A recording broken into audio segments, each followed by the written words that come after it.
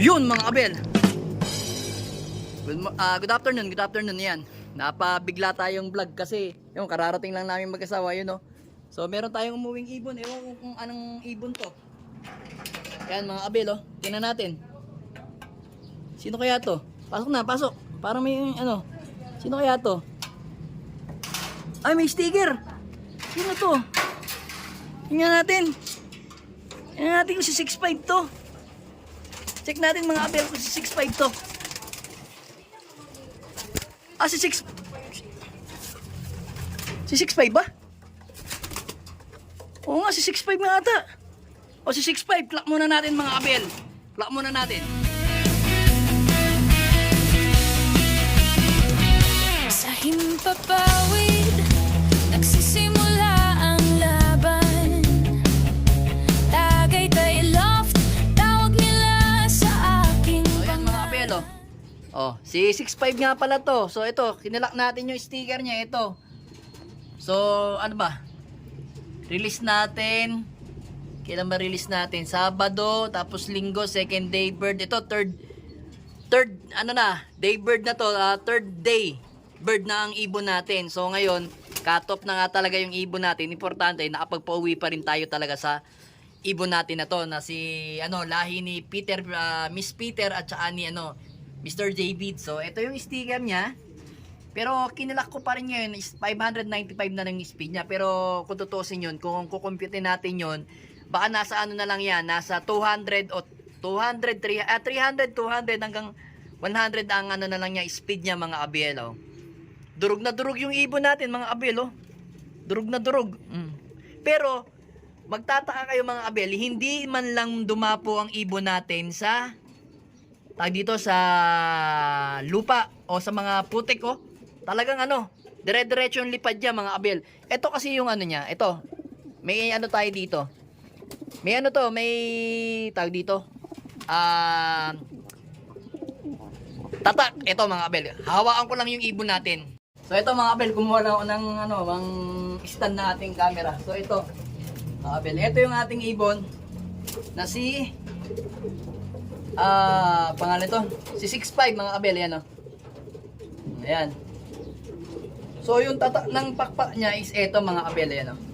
Ayan yung tatak ng pakpak niya. Pag inilawan nyo yan, pag may ilaw yan, makikita nyo, may ano yan, may tatak yan dito pag inilawan nyo mga kabel. Wala lang akong ano isang cellphone para makita ninyo.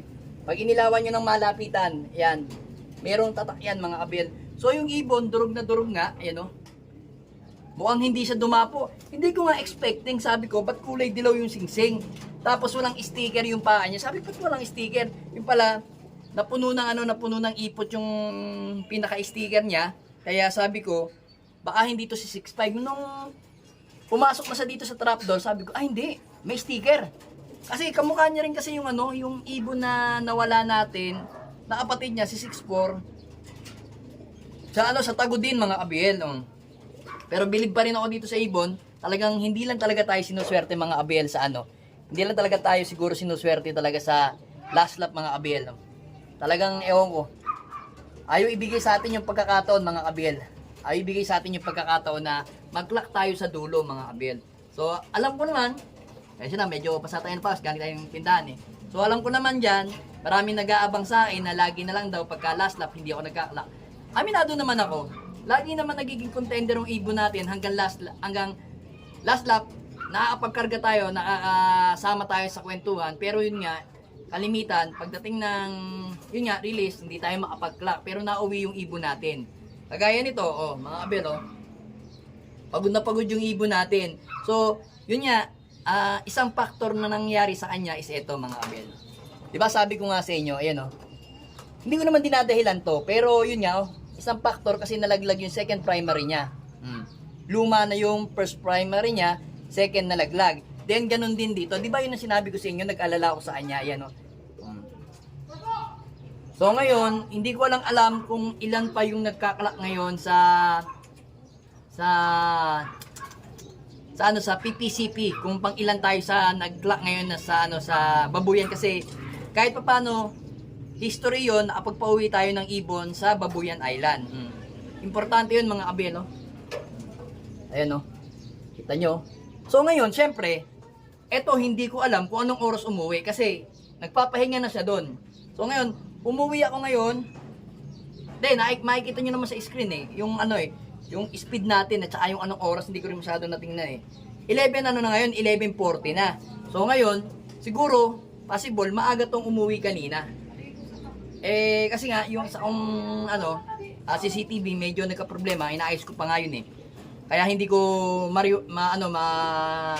ma-rewind. Siguro mga isang araw ko pa maayos ko pa yun. Kasi may inaayos ako sa, sa memory niya. Papalitan ko na lang siguro. Yun nga, okay pa rin. Kasi nakapagpauwi pa rin tayo ng ibon natin sa babuyan. Yan ang pinaka-importante sa atin mga kabelo. Kita nyo yung ibon, no? So ito, itong ibon na to, is clock natin to ng gataran. Gataran nag-clock. May butas to, tago din mga kabiel. Yung pahirapan na siguro mga 5 to 10 minutes biglang dumating siya. Cut off na nga lang nun.